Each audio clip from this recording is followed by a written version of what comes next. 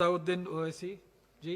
बहुत शुक्रिया जनाब चेयरमैन साहब। मैं सदर जमहूरिया के खुतबे के मोशन के खिलाफ बोलने के लिए खड़ा हुआ हूं और मैं अपनी बात का आगाज उस मुल्क का नाम लेकर करना चाहता हूं जिसका नाम लेने से हमारे मुल्क के वज़ीर आज़म डरते हैं और कांपते हैं। उस मुल्क का नाम चाइना है और इस चीन ने 45 साल के बाद भारत और चीन की सरहद पर हमारे 20 सिपाहियों को मार दिया और उनकी मौत, उनकी शहादत रायगा जाने दे रही हुकूमत। जिस मुकाम पर इनको मारा गया था उस मुकाम पर आज भारत की फौज PP4 PP8 तक हम पेट्रोलिंग नहीं कर सकते। आज अरुणाचल प्रदेश में चीन, भारत के LAC में चीन ने गांव को बसा दिया। ये सरकार चीन से लफ्जी तौर पर इस बात का एहतजाज करने की ताकत नहीं रख सकती कि आपने भारत के LAC के अंदर एक गांव को बना दिया। नकुला सिकम में चीन घुस रहा है। आखिर क्या डर है उस हुकूमत को और खास तौर से वजीर आजम को कि वो चीन का नाम लेने से डरते हैं? भाई, मुल्क की सलामियत का मसला है। मुल्क की जमीन पर चीन कब्जा करते जा रहा है और भारत के वजीर आजम चीन का नाम नहीं लेते। मैं उम्मीद करता हूं कि जब वजीर आजम अपना रिप्लाई देंगे तो वो हिम्मत दिखाएंगे और चीन का नाम लेकर कहेंगे कि चीन यहां पर इन जगहों पर घुसा हुआ है। सर, चीन आज भी अपना इंफ्रास्ट्रक्चर बढ़ा रहा है, वहां पर फौज को बढ़ा रहा है। मैं सरकार से जानना चाहता हूं कि जब बर्फ पिघल जाएगी दोबारा चीन हमला करेगा भारत की फौज पर, तो आप इसके लिए क्या तैयारी कर रहे हैं? और सर, मैं ये तकरीर इसलिए भी कर रहा हूं क्योंकि मैं एक आंदोलन जीवी हूं। मैं एक आंदोलन जीवी हूं, मुझे उसका फख्र है, इसलिए मैं खुल के बोल रहा हूं। अल्फाज छाप कर, किसी से डर कर बोलना मेरी फितरत में नहीं है। अफसोस तो इस बात का होता है सर कि जिस जगह पर हमको इंफ्रास्ट्रक्चर बनाना था हमने टिकरी पर बना दिया। जिस जगह पर हमको वो इंफ्रास्ट्रक्चर बनाना था हमने सिंगूर में बना दिया। जो इंफ्रास्ट्रक्चर की जरूरत थी हमने गाजीपुर पर बना दिया, अरुणाचल प्रदेश में नहीं बनाया। आखिर हो क्या रहा है? क्या किसान से जो बर्ताव किया जा रहा है वो ऐसा लग रहा है कि वो चीन की फौज बनी हुई है और जो चीन की फौज से बर्ताव किया जाना था आप किसानों से कर रहे हैं? तो मैं इस हुकूमत से जानना चाहता हूं कि इंफ्रास्ट्रक्चर और ये किसानों से क्यों जुल्म किया जा रहा है? सर, यहां पर ये तीनों कानून को लेना पड़ेगा वापिस, आपको आपकी अना को थोड़ा मिटाना पड़ेगा और तीनों कानून को वापस लेना पड़ेगा। सर, यहां पर मेरे को साहिर लुधियानवी का एक शेर याद आ रहा है। मैं साहिर लुधियानवी के साथ माजरत के साथ उस शेर में तरमीम करके कहना चाहूंगा कि जो मौजूदा हालात पर के साहिर लुधियानवी का शेर को थोड़ा तब्दील करके कि चीन पर करम, किसानों पर सितम, रहने दे थोड़ा सा भरम, ऐ जाने वफा ये जुल्म ना कर। ये साहिर लुधियानवी ने कहा था। हाँ, आपसे पूछ के करेंगे क्या? आप तो टुट्टे शायर हैं, ना शायरी आती आपको, ना ज़ौक़ है, ना कुछ है, बोले जाते हैं क्या क्या बोलते हैं आपको ही मालूम। बहरहाल सर, ये जो किसानों का कानून है इसमें क्या काला है? काला इसमें यह है कि इस हाउस को एग्रीकल्चर स्टेट सब्जेक्ट है और कहां लिखा है संविधान में?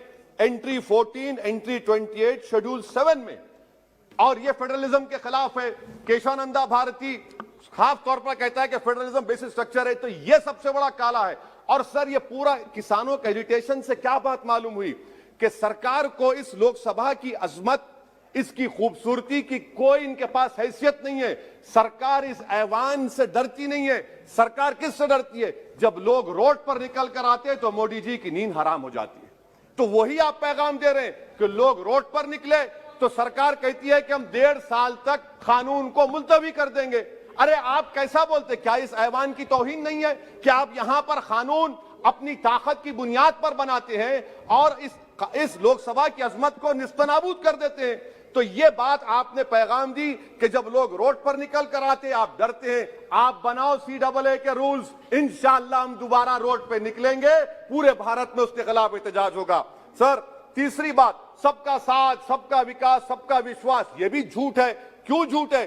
बाबरी मस्जिद के डेमोलिशन का केस आता है, जजमेंट आता है और केस में कहा जाता है कि किसी ने नहीं तोड़ा। अगर सरकार उस जजमेंट के खिलाफ अपील क्यों नहीं करती? एक क्रिमिनल एक्ट सुप्रीम कोर्ट ने कहा डेमोलिशन ऑफ बाबरी मस्जिद को। आप हुकूमत में हैं, आप अपील इसलिए नहीं कर रहे क्योंकि आप अपने लोगों को पैगाम देना चाहते हैं। क्या पैगाम देना चाहते हैं? कि बेटा काशी मथुरा में भी तोड़ दो, हम तुम्हारे साथ हैं। अपील नहीं करना चाहते बाबरी मस्जिद डेमोलिशन केस को। क्या आप इंसाफ पसंद नहीं है? क्या आप मजलूम के साथ नहीं खड़े रहना चाहते? क्या आप जालिमों को जेल में नहीं भिजाना चाहते जिन्होंने 6 दिसंबर को बाबरी मस्जिद को शहीद किया? आपकी खामोशी इस बात का इकरार है कि आप तशद्दुद पसंद है।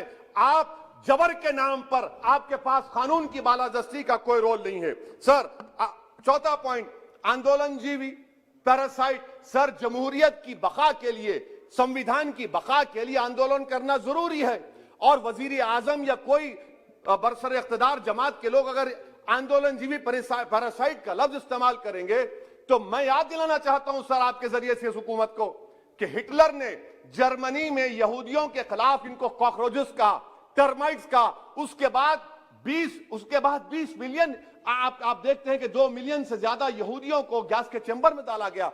इस तरह के अल्फाज इस्तेमाल करने से क्या आप भारत में वही जर्मनी की तारीख को दोहराना चाहते हैं? और सर आप सुन लीजिए। जी सर, थोड़ा बहुत क्या सर बोलते समय में। हाँ सर, जी सर, आप आगे ना सर, आप प्रोटेक्शन है मुझे, अब तो कोई फिक्र की बात नहीं, और खुल के बोल सकते सर। आप आगे सर, स्पीकर आ गए सर, अब तो क्या है सर, आप हमारे लिए हैं। सर, यहां पर आंदोलनजीवी आंदोलन नहीं करना। अरे किसी शायर ने अच्छा कहा था कि जिसमें ना हो इनकलाब, मौत है वो जिंदगी, रूह है वम की हयात, कश्मकश है इनकलाब। सर, अब फॉरेन पॉलिसी पे आ जाइए। किसी इना मीना डीका ने ट्वीट किया, आपने परेशान हो गए। इना मीना डीका ने ट्वीट किया, आप खड़े हो गए। अरे कौन सी फॉरेन पॉलिसी है आपकी? भारत के अतराफ में जितने पड़ोसी हैं, चीन हमला किया, कौन सा एक पड़ोसी है जो चीन के खिलाफ बोलता है? बताइए। कोई नहीं बोलता, मुंह नहीं खोलता। श्रीलंका में आप पोर्ट बना रहे हैं, किसके साथ? जापान के साथ। किसको काम मिल रहा था? आपके नूरे नजर को, आपके नूरे नजर को, आपके चहीते नूरे नजर को। श्रीलंका ने कहा हम भारत को नहीं बनाने देंगे टर्मिनल पोर्ट यहां पर। आप बताइए फॉरेन पॉलिसी। सर, नेपाल का वजीर आजम कहता है कि भारत से ताल्लुकात उस वक्त तक बहाल नहीं होंगे जब तक कि भारत नेपाल की जमीन वापस नहीं करता। कहां सो रहे हैं सर आप?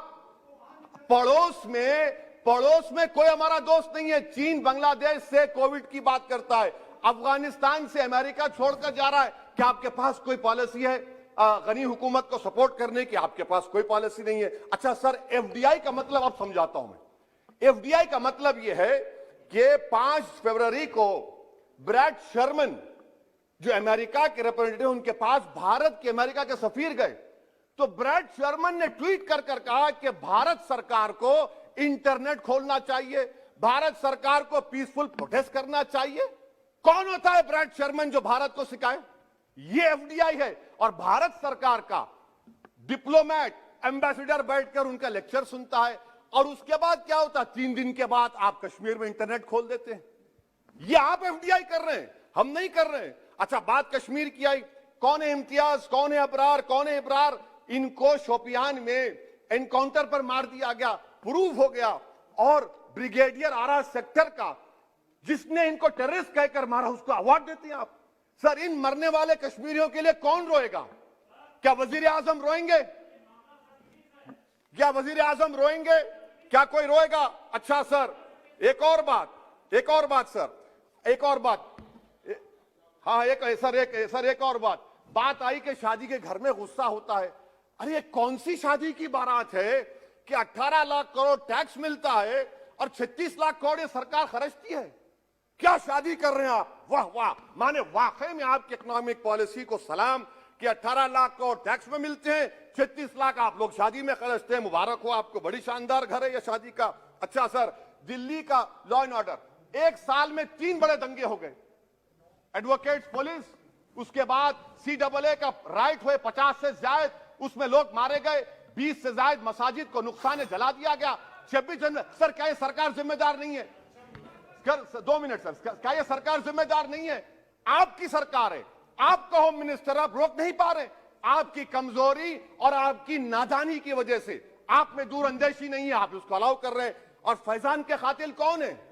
क्यों नहीं पकड़ा फैजान के कातिल को आपने अब तक?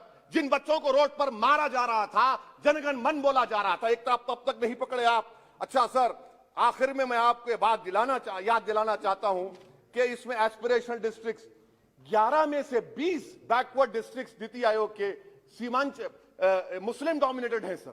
सीमांचल में कटिहार, पूर्णिया, अररिया है। सर, पूर्णिया का एयरपोर्ट सिविल टर्मिनल का काम क्यों नहीं होता सर? अब आ जाइए सर माइनॉरिटीज पर। 3 स्कॉलरशिप स्कीमें मैं पुकार रहा हूं, मुतालबा कर रहा हूं कि डिमांड करो। सरकार ने 2020-21 में 3 स्कॉलरशिप के लिए 2265 करोड़ का ऐलान किया। कितने पैसे आपने दिए? सबका साथ, सबका विकास, सबका विश्वास, 436 करोड़ रुपए। किसको झूठ बना रहे हैं आप? पढ़िए आप लोग। अच्छा सर, उसके बाद आप देखिए कि कितने लोगों को कितने माइनॉरिटी स्कॉलरशिप नहीं मिली। 36,000 माइनॉरिटी स्कॉलरशिप नहीं मिली। और सबसे ज्यादा इलिटरेसी मुसलमानों की है, लेडीज की है। आप बोलते नहीं है। इसीलिए सर मैं आखिर में आपके जरिए से हुकूमत से अपील कर रहा हूं कि आंदोलन होगा, नाइंसाफी के खिलाफ आवाज उठेगी, संविधान को बचाया जाएगा।